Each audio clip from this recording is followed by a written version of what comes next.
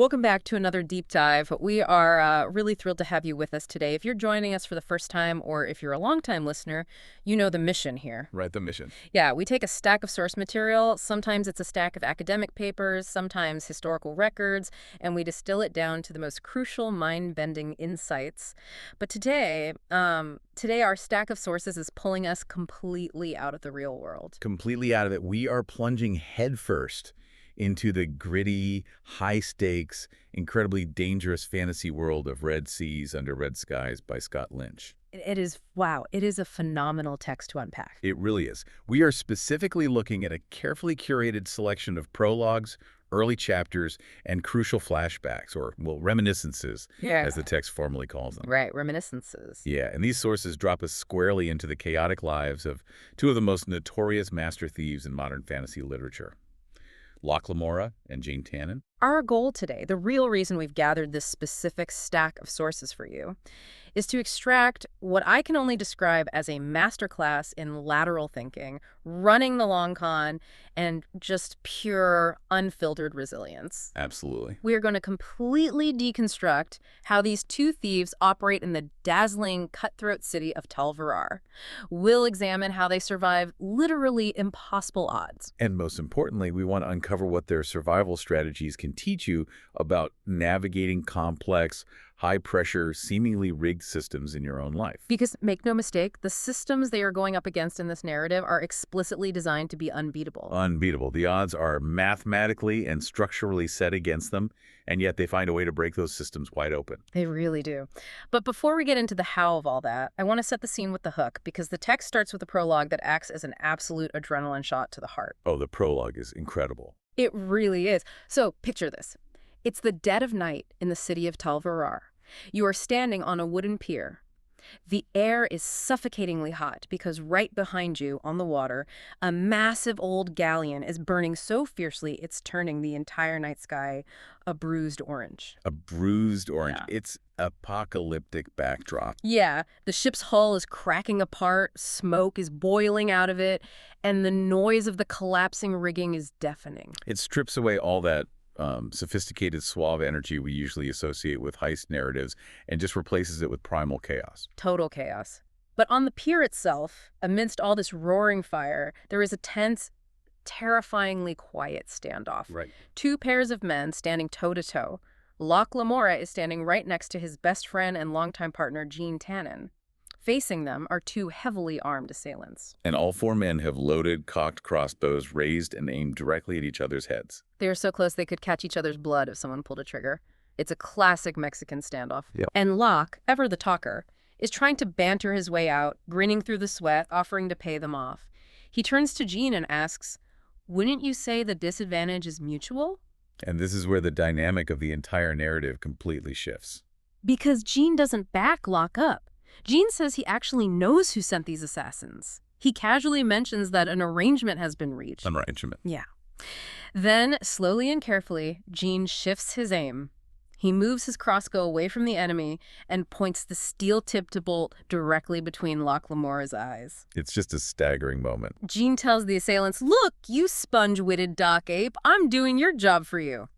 He demands Locke drop his weapon and surrender to the very people trying to kill them. And Locke is stunned into silence. The entire world fades to the tiny, gleaming point of his best friend's crossbow bolt. Okay, let's unpack this. How in the world did they end up here? It's the ultimate question. To understand this betrayal, to understand how the tightest partnership in the criminal underworld dissolves on a burning pier, we have to rewind. We have to look at the sheer, terrifying scale of the con they are trying to run in this city. We also have to look at the thematic foundation the text is laying down right there. The prologue is a massive warning sign flashing at the reader. It says nothing is as it seems. Nothing at all. The text relentlessly plays with the idea of the game. Sometimes it's a literal card game at a velvet table. Sometimes it's a psychological battle of wills between a thief and a crime lord. Or a massive multi-year heist where the rules are entirely hidden from the players. Exactly. This prologue teaches you not to trust the surface level of any interaction, even between best friends. I want to talk directly to you, the listener, right now. If you've ever felt overwhelmed by a system that seems entirely rigged against you, whether that's a corporate hierarchy, an impenetrable job market, a bureaucratic nightmare, or an industry that feels locked behind iron doors, pay very close attention today. You are about to learn how to completely rewrite the rules of engagement. Because when the front door is locked, the windows are barred, and the guards are incorruptible, conventional thinking tells you to give up. Lateral thinking asks, what about the floorboards? What about the floorboards? I love that. Let's talk about the setting where this lateral thinking takes place, because Tal Verrar is not just a backdrop. It is a fortress. It really is. The text describes it as the Rose of the Gods. It's built on these vast, dark islands made of unweatherable elderglass. Now, elderglass is this ancient, indestructible alien material left behind by a forgotten race. You can't chip it, you can't break it, you can't weather it. The islands are shaped like crescent petals swirling out from a central point, which is where it gets the Rose moniker. And on the westernmost island, there are these sheer black cliffs, tiered into 6 distinct levels called the Golden Steps. We should pause on the psychological impact of elderglass. Oh, definitely. Living in a city made of indestructible material inherently breeds arrogance.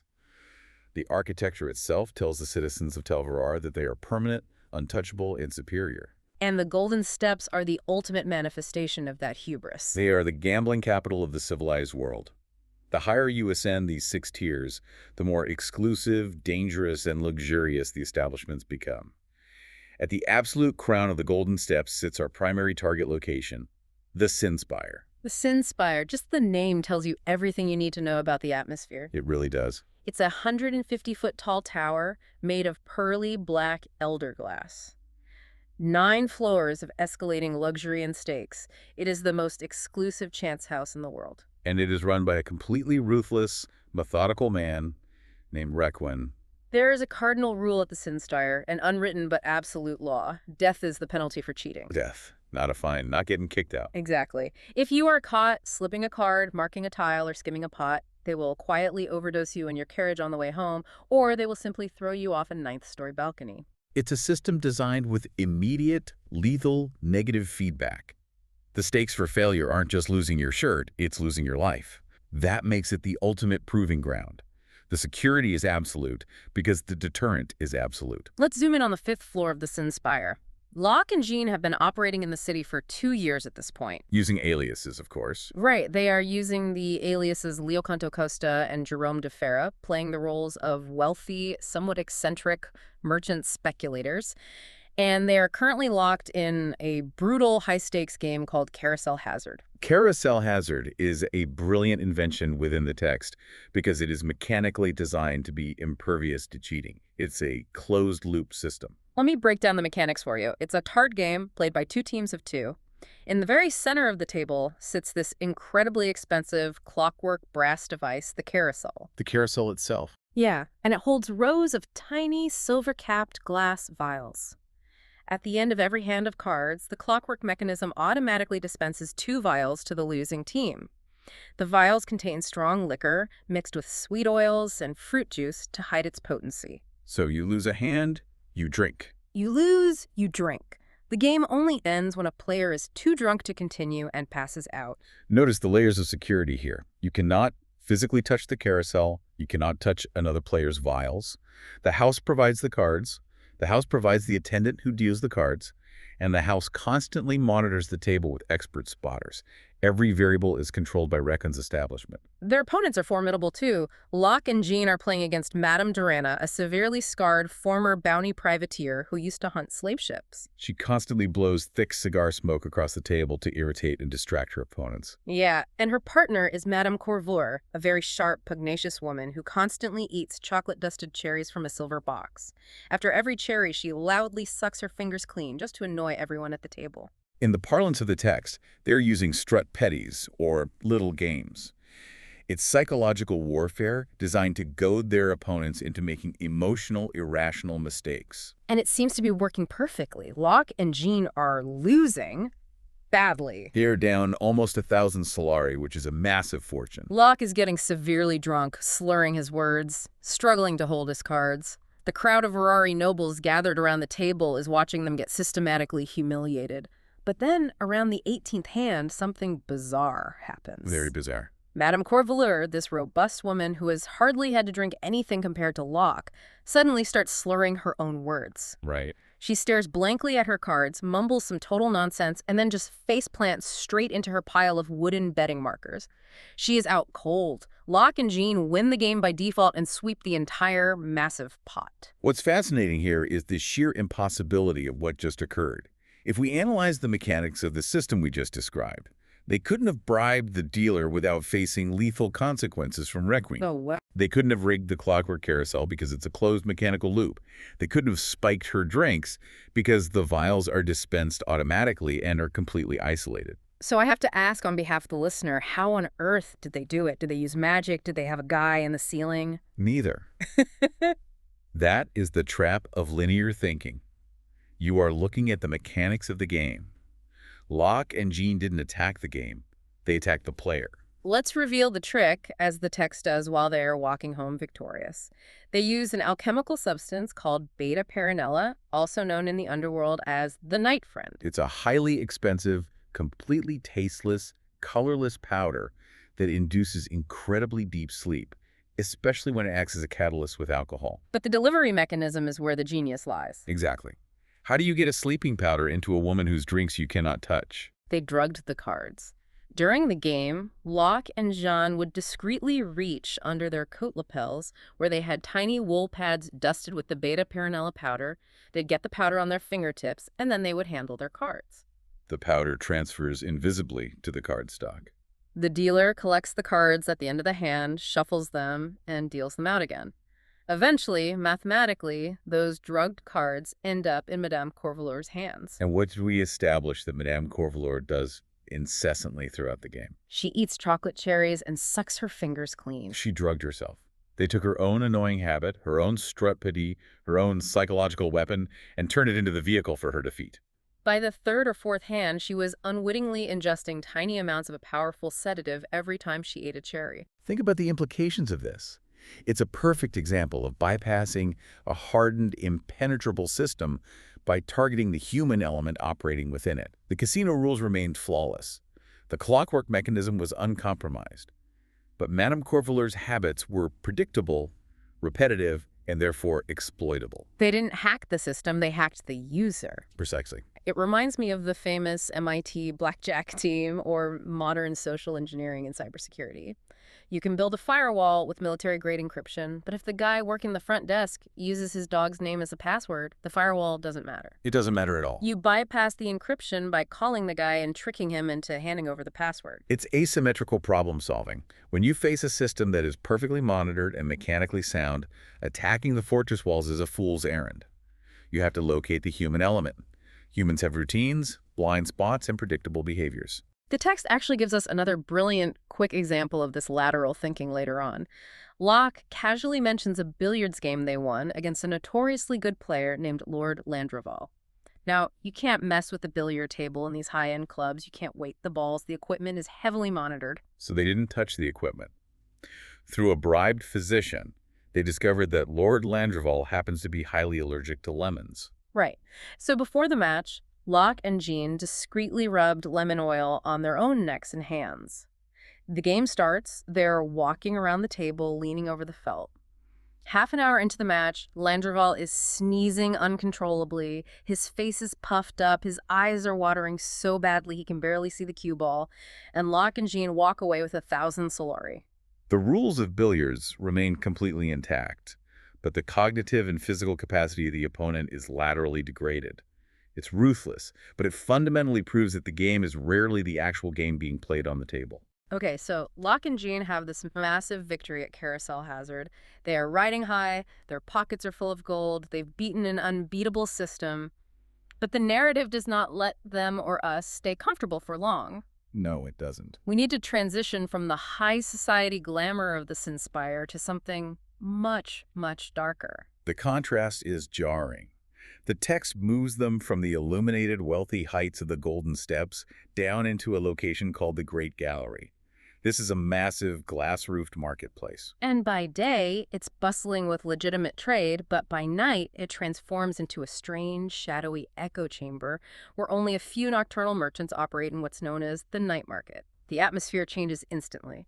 As they walk through this night market, things get incredibly creepy. The warm alchemical lanterns hanging from the stalls begin to dim. The barrel fires die down to embers. The casual chatter of the merchants just stops. Dead silence. And suddenly, the people around them, a man selling scorpions in glass jars, a fruit seller, a little girl sorting figs on a blanket, they all stop what they are doing. They slowly turn to face Locke and Jean. And they start speaking. But they aren't speaking as individuals. They are speaking as a coordinated hive mind. One person starts a sentence, another finishes it, speaking in this flat, unified cadence. It's a chilling display of sheer magical power. These innocent bystanders have been possessed. They've been turned into temporary meat puppets by an entity known as the Bonds Magi of Carthage. Let's pause and explain the Bonds Magi because they are terrifying. These are incredible, powerful sorcerers from a distant continent. They aren't just hedge wizards, they are a political and magical superpower. A huge superpower. And this puppet chorus of merchants delivers a very specific message. They call Locke by his real name, the Thorn of Camor. They call Jean by his real name. They strip away the aliases they've spent 2 years building. And they calmly state that Locke and Jean are being watched, constantly, as payback for what they did to a specific bonds mage known as the Falconer. To understand the weight of this threat, we have to look back at their previous history. In their past, this bonds mage, the Falconer, facilitated the brutal murder of 3 of Locke and Jean's closest friends, Calo, Galdo, and Bug. In retaliation, Locke and Jean managed to defeat the Falconer, but they didn't kill him. Why not? If he murdered their family, why leave him alive? Because killing a bonds mage brings the wrath of their entire terrifying order down upon you. It's an unspoken rule of survival in this world. So instead of killing him, they maimed him. They cut off his fingers so he could no longer weave magical signs, and they cut out his tongue so he could no longer speak incantations.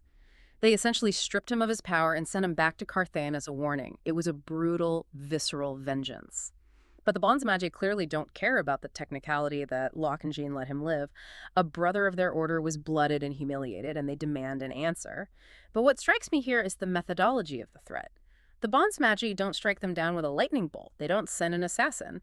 They use a little girl and a scorpion merchant to deliver a verbal warning. Why this elaborate, creepy theatricality? It's psychological terrorism. It's the ultimate application of asymmetric warfare. By possessing random people in a market, the Bonds Magi are saying, we have absolute, terrifying control over the world around you. We can reach you anywhere. We can see through the eyes of anyone. We can do far worse than simply kill you. We can let you live, uncertain, paranoid, constantly looking over your shoulder. It's the panopticon effect. The philosopher Michel Foucault talked about this. If you build a prison where the inmates believe they could be watched at any moment, they end up policing their own behavior because the anxiety of maybe being watched is just as effective as actually being watched. The Bonds Magi are turning the entire world into a panopticon for Locke and Jean. Exactly. It completely shatters the illusion of control that Locke and Jean felt they had after winning to Sinspire. 30 minutes ago, they thought they were the smartest players in the city. Now they realize they are insignificant bugs playing on a table owned by gods. And it deeply affects them. Locke is visibly shaken. He actually breaks down and cries in the dark alleyway. He tells Jean how much he hates the Magi, how if he could burn the entire continent of Carthage to the ground, he would. Jean, meanwhile, is terrified for a different reason. The Magi used his real name, which implies they have a sympathetic link to him and could control him like a puppet, just like they did the merchants. Jean actually offers to leave. He offers to run away so he isn't a danger to Locke. But Locke absolutely refuses to let him go. He does. He says, we lost Calo, Galdo, and Bug. If I send you away, I lose the last friend I have in the world. Who wins then? It's a deeply poignant moment that pulls back the curtain on these characters. It reveals the profound trauma lying just underneath their suave, witty exterior. They are not just cool, collected masterminds. They are deeply broken men trying to rebuild a semblance of a life through these elaborate cons. Which provides the perfect transition to understand their mental state. The text actually jumps back in time here 2 years earlier to a reminiscence that shows us exactly how broken they really were. Here's where it gets really interesting. Right after they escaped their home city, right after their friends were murdered, they arrived in a miserable, sweltering coastal city called Valparaiso, and they had hit absolute rock bottom. The juxtaposition is vital. We just saw them in bespoke silk suits, pulling off a brilliant heist.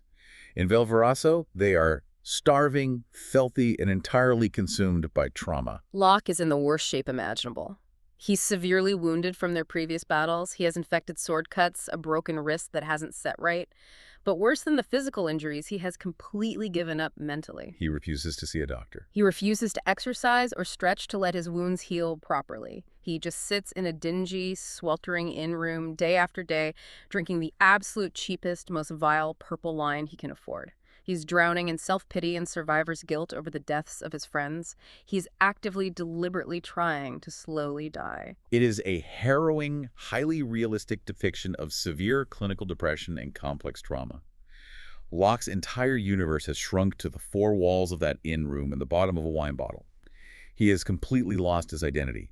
He no longer sees himself as a master thief. He just sees himself as a failure who got his family killed.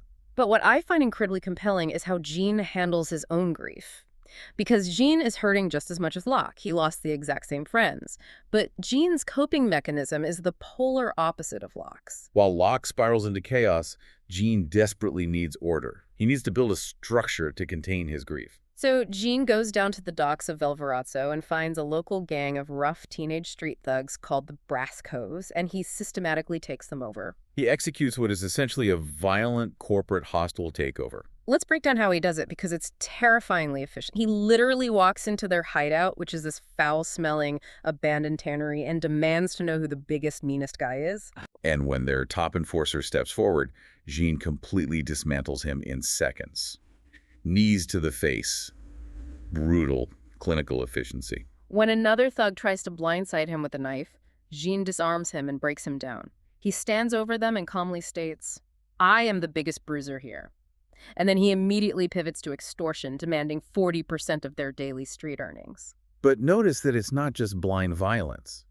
The violence is a tool to establish the new management structure. Right. Because the very next day, the gang tries to ambush Jean to take their territory back. But Jean doesn't show up alone. He shows up with a squad of the local city watch constables. He has taken the money he extorted from the gang on day one and used it to bribe the police. He demonstrates to the gang that he doesn't just bring violence, he brings systemic stability and political protection.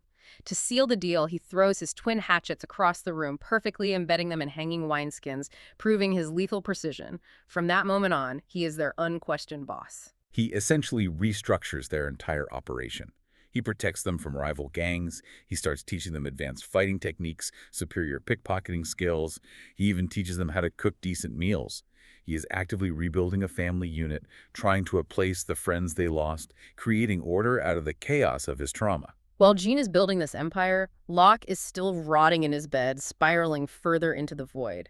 This creates massive friction between them. Jean is incredibly frustrated because he physically carried Locke out of their burning home city to save his life, and now Locke is just throwing that life away. Locke, on the other hand, is intensely resentful because he sees Jean moving on, seemingly replacing their dead brothers with these random street kids. It comes to a head in a devastatingly ugly argument. Locke accuses Jean of trying to replace him, of forgetting the dead. Jean finally snaps. He doesn't yell back. He calmly walks over, throws a bucket of cold water all over Locke, gathers up all of Locke's money, takes away his cheap purple wine, and walks out of the room. And then he locks the heavy oak door from the outside. Through the wood, he tells Locke that if he wants his wine back, he's going to have to remember how to be a thief and pick the lock. It is a profound intervention. It's tough love of the absolute highest order. Locke is furious, absolutely blinded by rage. He manages to pick the lock with his one good hand, sweating and cursing the whole time, only to open the door and find that Jean has barricaded the hallway with incredibly heavy crates and barrels. Jean is sitting on the other side, mocking him, calling him a crybaby, calling him a pissant. Jean tells him that if he really wants to get out, he has to climb out the third-story window. I want to highlight the psychology of what Jean is doing here. Jean knows that logic, compassion, and pleading won't reach Locke in this depressive state. He's tried all of that. So he pivots. He weaponizes Locke's pride. He uses spite as a defibrillator. And it works flawlessly. Locke is so enraged, so deeply insulted that he tears his bedsheets into a makeshift rope. He climbs out the three-story window despite the agonizing pain in his unhealed wounds and drops to the street. Jean is waiting there with a cloak, and Locke walks right up and punches him in the stomach. Locke is so mad, he decides he has to prove a point.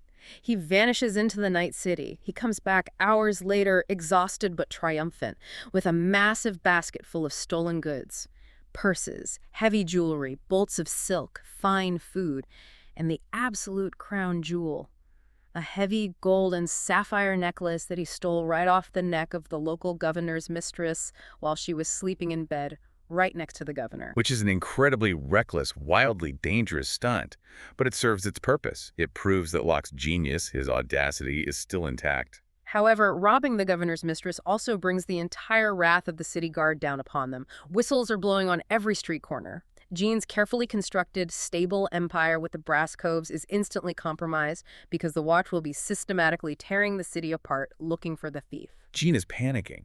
He points out that they can't escape by land because the city gates will be sealed and heavily searched. They are trapped. But Locke, whose brain is finally fully reawakened, tells Jean to calm down. He takes charge. He tells Jean to go bribe the innkeeper for some dirty cloth, a black iron pot, and a massive sack of apples. This leads to one of the most brilliant set pieces in the text, the apple mash escape. It is incredible. The next morning, Locke and Jean casually walk up to the heavily guarded city gates. The soldiers are searching everyone, ripping apart wagons. But when Locke and Jean approach, the soldiers literally trip over themselves trying to get away. They back up with their spears lowered, shouting for them to pass through quickly. Why?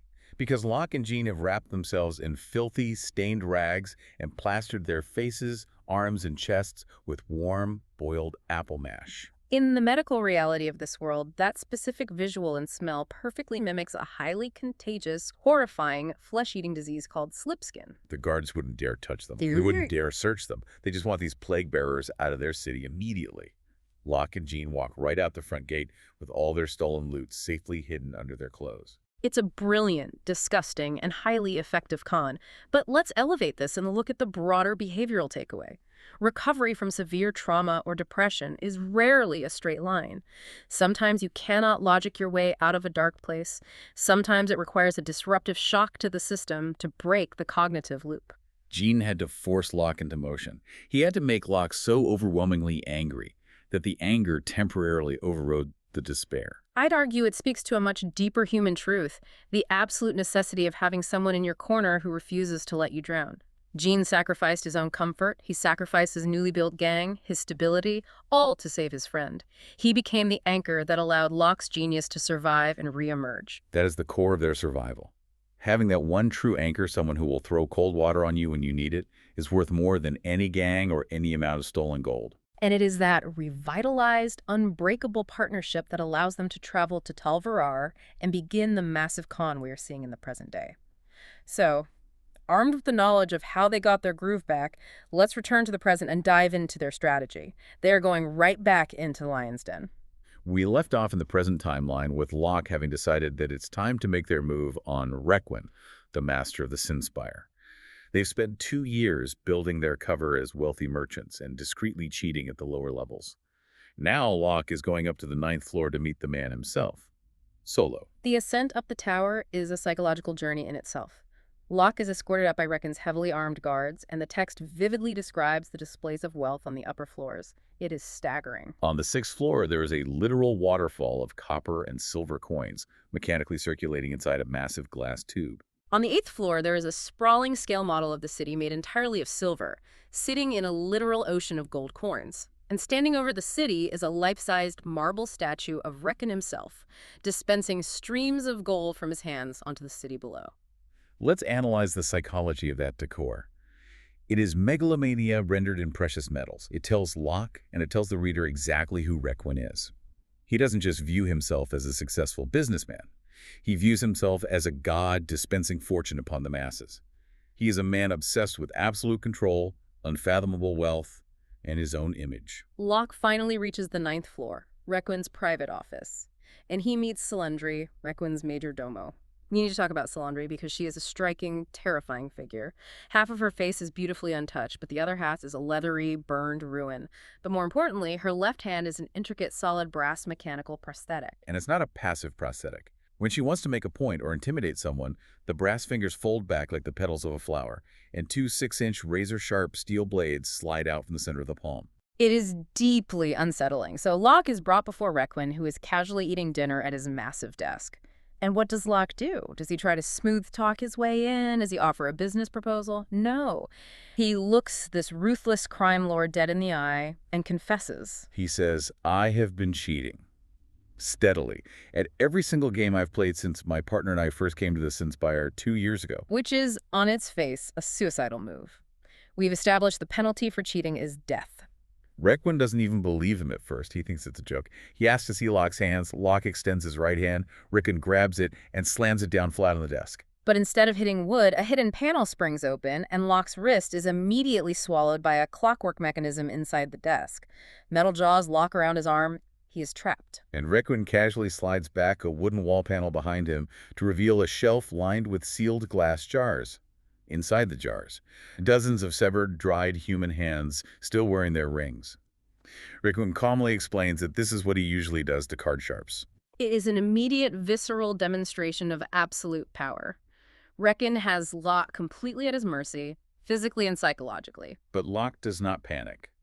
Instead, with his left hand, his only free hand, he performs an impossible trick. He shakes a deck of cards out of his sleeve. One-handed, he cuts and shuffles the deck a dozen times in an absolute blur of motion. He has Requin pick a card, look at it, put it back, and then Locke starts dealing. He guesses wrong a few times, intentionally building tension, but then he rolls up his sleeve and produces a second deck out of nowhere, then a third, then a fourth from his pants, then a fifth from his tunic. Within seconds, he covers Requin's desk and hundreds of cards, despite having been thoroughly searched by the guards just moments before. And finally, he reaches across the desk and pulls Requin's chosen card out from underneath Requin's own wine bottle. It's an overwhelming, undeniably brilliant display of skill. He proves beyond a shadow of a doubt that Requin's supposedly perfect security apparatus, his guards, his searches, his spotters, are completely porous to a true master. This raises an important question. Why confess? Why put your hand in a trap? Why show your cards to the man who can literally add your hand to his jar collection? Because Locke is executing a very specific, high-level psychological maneuver we can call the double-cross pitch. He isn't confessing to clear his conscience. He is confessing to get hired by Requin to steal from Requin. Let's unpack the mechanics of that pitch because it is brilliant. Once Requin is sufficiently impressed and frees his hand, Locke lays out his story. He claims that he and Jean are professional high-end thieves who are hired by an anonymous, incredibly wealthy employer to infiltrate the Sinspire. Their mission was to figure out a way to break into Requin's legendary, supposedly impenetrable vault. He admits that they've been cheating at games just to pass the time and build their cover while they study the security. But Locke says he is tired of his anonymous employer. He thinks the plan is doomed. He's tired of Jean. He wants to betray them both. He wants to work for Requin as his new floor boss to catch other cheats. In exchange for this job, he will help Requin identify and destroy this anonymous employer who is targeting the vault. The psychology of this pitch relies heavily on a concept called confirmation bias. Locke doesn't go to Requin and say, "Hire me because I'm an honorable guy." That would trigger Requin's suspicion. He goes to Requin and says, "I am currently your enemy, but I am greedy, treacherous, and I want a better deal." He gives Requin a narrative that perfectly aligns with Requin's worldview. Requin is a crime lord. He understands greed. He expects betrayal. By playing the part of a disgruntled, treacherous thief, Locke leans into the exact stereotype Requin is already primed to believe. He gives Requin the illusion of control. He makes Requin feel like he has outsmarted this grand conspiracy by turning its key operative. And to seal the deal, to overcome any lingering skepticism, Locke makes a massive financial sacrifice. He tells Requin that he and Jean have over 3,000 Summaries sitting in their accounts downstairs at the casino. Locke voluntarily lets Requin confiscate 2/3 of it. He lets Requin hold his money hostage as a show of good faith. This is the sunk cost fallacy deployed offensively. It completely disarms Requin's suspicions because it's exactly what a desperate, greedy thief would do to prove he's serious about switching sides. No one gives up 2,000 gold pieces as a joke. Requin accepts the deal. He tells Locke he will investigate his background, and if he finds Locke is lying about anything, he will pour molten glass down his throat. But for now, Locke is in. He pitched the impossible, confessed to a capital crime, and walked out alive with the job. It's a masterclass in reading your audience. Requin is a man who trusts no one, so you don't offer him loyalty. You offer him a profitable betrayal. But the text immediately juxtaposes this incredible psychological victory with the sheer, crushing physical scale of the actual task ahead of them. We have to look at what they are actually trying to steal. Right. Let's look at the target. During a carriage ride reminiscence, Jean reads off the intelligence he's painstakingly gathered on Recreen's vault. And it sounds like an absolute nightmare. It's located deep beneath the Sinspire. The floor is pristine elder glass, which means they cannot tunnel up from below. There is only one heavily guarded door at street level, and then a gauntlet of 3 inner vault doors. These doors are made of iron-shod witchwood, which is incredibly dense, inches thick. The final door is backed with solid blackened steel. They use custom clockwork locking mechanisms designed by the Elite Artificers Guild. And Requin personally oversees every single opening of the doors. And that's just the structural defense. That doesn't account for the active countermeasures. The traps. Jean reads a list of horrifying security measures. Pressure plates under the floorboards, counterweights, crossbows rigged in the ceiling, sprays of acid. And the most terrifying rumor is a small antechamber right before the final door that, if triggered, fills with powdered Strangler's orchid petals. When you breathe it in, your throat swells shut and you choke to death. And while you are choking, a hidden spark ignites the powder, and the entire room explodes in a fireball. Insult to injury. Jean reads this list and essentially throws his hands up. He says, "This is impossible. We need an army and siege weapons." Confronted with this impenetrable list of physical barriers, Locke's reaction is deeply revealing of his lateral thinking methodology. Locke listens to this list of steel doors and acid traps and calmly says, "I only need you, a carriage, a deck of cards, a climbing harness, and a carpenter." It's absurd. It sounds like a joke. But it tells us everything we need to know. Locke is not looking at the steel doors. He has zero intention of picking those locks or dodging those crossbows. He is looking at the system entirely differently. He's looking for the beta paranella angle. He's looking for the human flaw. Unfortunately for them, before they can put this mysterious lateral plan into action, the ground completely falls out from under them. Yes. Back in the present timeline, Locke and Jean are leaving a quiet dinner at a private club in the Savrola district. Now, Savrola is a very safe, wealthy, heavily patrolled area of the city. They feel good. The incredibly dangerous pitch to Requin it worked. They are chatting about their future, maybe retiring, buying noble titles, living the good life. And then, out of the shadows, a woman steps out and calmly tells them to freeze. They immediately realize they are completely surrounded, not just by street thugs, but by highly trained, expert archers on the rooftops with longbows drawn and aimed. They are forced to surrender their weapons, which takes a while, because Jean carries hatchets, daggers, and brass knuckles everywhere, and they are immediately hooded, blindfolded. They are marched roughly through the streets, shoved onto a boat, and rowed silently through the harbor. When the heavy canvas hoods are finally pulled off, they are standing at the base of the Mon Magisteria. This is the massive, imposing fortress palace of the Archon, Maxilon Stragos, the supreme military dictator of the city. We need to analyze the contrast here. Locke and Jean just spent 2 years slowly, carefully infiltrating Requin's criminal empire, playing by his rules, using psychology. The Archon, however, doesn't play games. He doesn't negotiate. He just reaches out and snatches them off the street with overwhelming, undeniable state power. And the guards who took them. They're surrounded by soldiers known as the Eyes of the Archon. These are elite operatives dressed in blue and black, but their faces are entirely covered by polished bronze masks with tiny, almost invisible pinholes for vision. They look like faceless, emotionless statues. If Locke or Jean tries to speak, the Eyes don't argue, they just violently punch them in the stomach. Absolute silent brutality. They are marched into the Archon's fortress, and the architecture itself is designed as an instrument of intimidation. It's wild. They are marched up to a deep moat, but instead of a standard drawbridge, the front gate of this palace is a roaring, massive waterfall. The soldiers pull a heavy chain, and this massive iron-ribbed wooden box slides out on metal tracks through the waterfall. Locke and Jean are shoved inside, the heavy doors close, and the box is pulled backward right through the crashing, deafening water and into the grand entrance hall of the palace.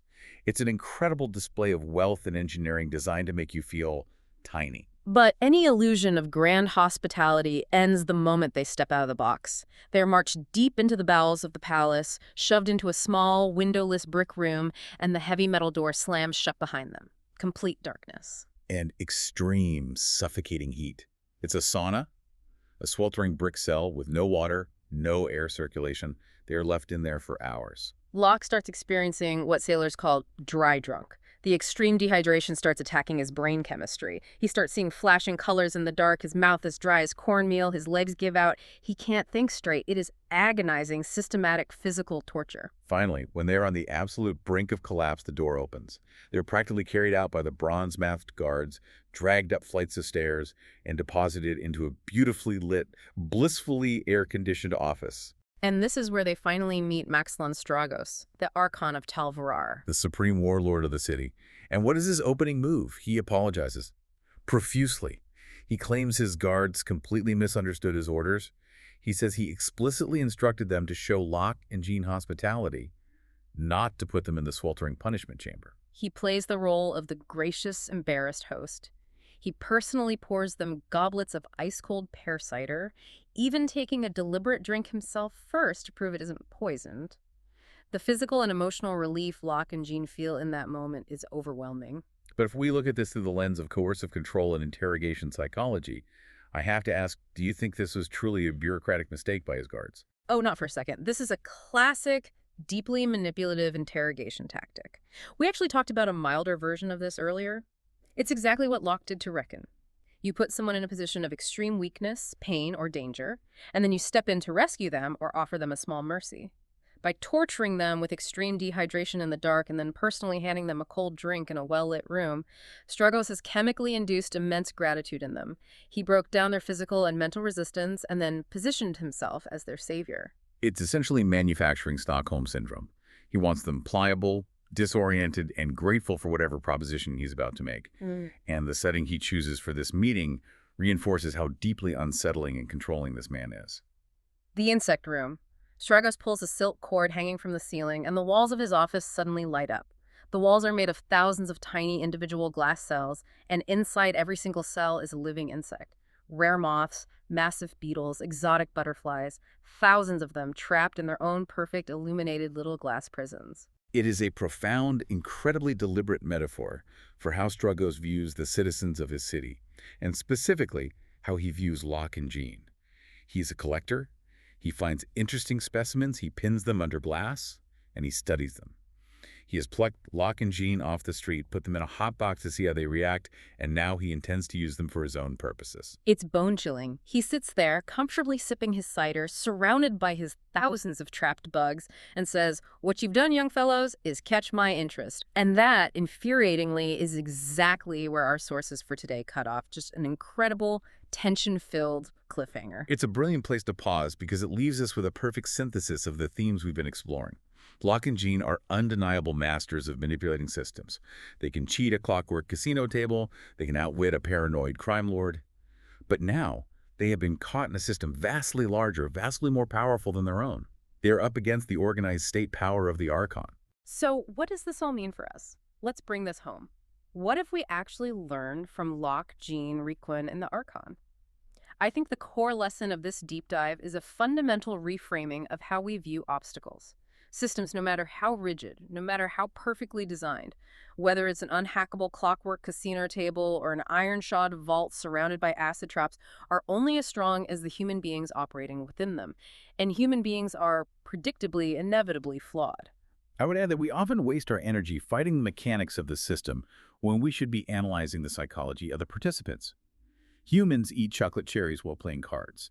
They suffer from physical ailments like lemon allergies. They are blinded by their own confirmation bias when offered a deal that aligns with their prejudices. Exactly. If you can identify those human flaws, those predictable behavioral patterns, you don't need to break the system. You just walk right around it. Lateral thinking isn't about being smarter than the machine. It's about recognizing that a human built the machine and humans always leave a back door.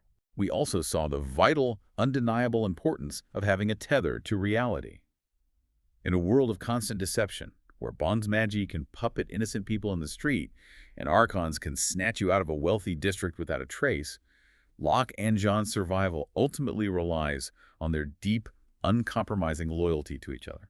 Jean forcing Locke out of his depression in Valvarazzo was just as crucial to their success as any sleight-of-hand card trick. Having someone who truly knows you, who grounds you, and who is willing to throw a bucket of cold water on you when you're wallowing in your own misery is the greatest asset you can possess. It's the human connection that sustains them when the games get too big to manage alone. It's a reminder that resilience is rarely a solo endeavor. So I want to leave you with a final provocative thought. Think about the impenetrable vaults in your own life right now. Maybe it's a career path you can't seem to break into, a bureaucratic nightmare you're stuck in, or an industry that feels locked behind heavy iron doors. Are you exhausting yourself staring at those doors, trying to figure out how to break them down with brute force? Or are you taking a step back, looking laterally, and trying to find the player at the table who's eating the chocolate cherries? Because as we've seen today in the Rose of the Gods, the real game is almost never the one being played on the felt table in front of you. Keep your eyes open, keep asking those lateral questions, and we will catch you on the next deep dive.